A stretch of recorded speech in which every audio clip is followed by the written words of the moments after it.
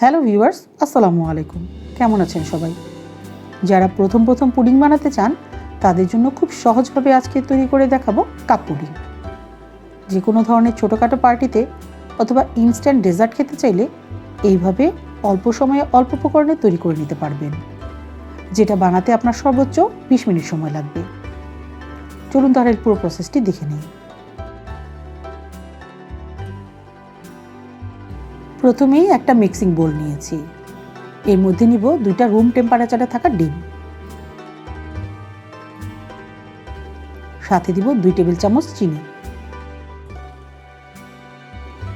একসাথে মিশিয়ে নিতে হবে। যারা মিষ্টি বেশি খেতে পছন্দ করেন তারা 3 থেকে 4 টেবিল চামচ চিনিও নিতে পারেন। ভালোভাবে ফেটিয়ে নিতে হবে।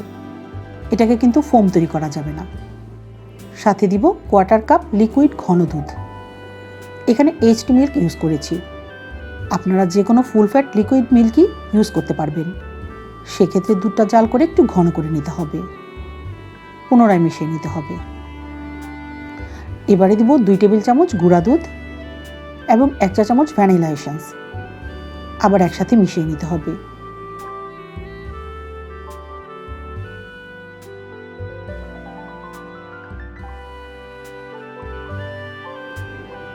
মিশ্রণটা রেডি হয়ে গিয়েছে। এবারে এইরকম একটা স্ট্রেনারের সাহায্যে এটাকে ছেঁকে নিব। এতে করে পুডিংটা বেশ মসৃণ হবে।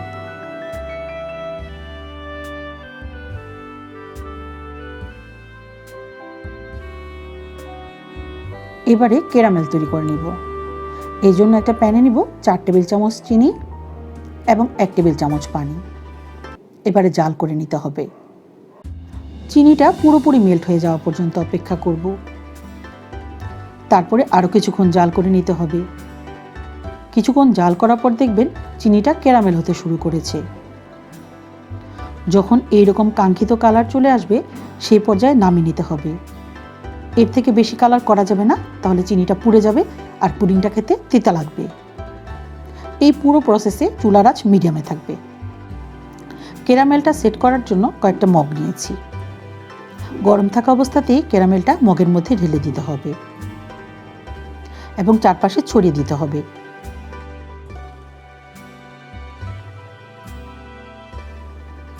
এখন ঠান্ডা হতে দিব ক্যারামেলটা সেট হওয়ার জন্য।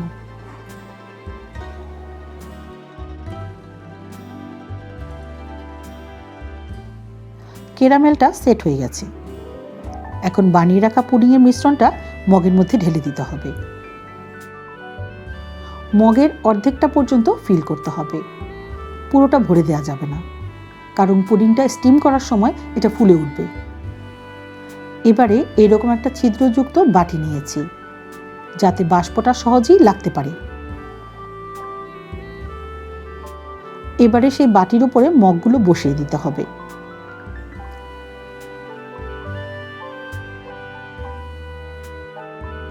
একটা প্যানের মধ্যে পানি দিয়ে একটা স্ট্যান্ড বসিয়ে দিয়েছি। স্ট্যান্ডটা যাতে পানিতে ডুবে থাকে। এবারে বাটিটা স্ট্যান্ডের উপরে বসিয়ে দিতে হবে এবং ঢাকনা দিয়ে ঢেকে দিতে হবে। ঢাকনায় যে ছিদ্র আছে সেটা বন্ধ করে দিতে হবে।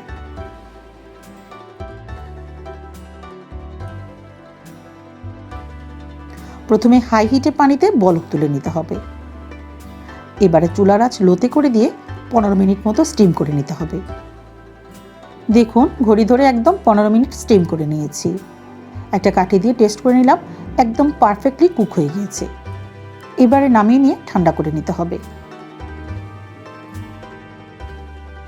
চারপাশ থেকে একটা নাইফের সাহায্যে ছাড়িয়ে নিয়ে একটু ট্যাপ করলেই দেখবেন ভেতর থেকে পুডিংগুলো বের হয়ে আসবে।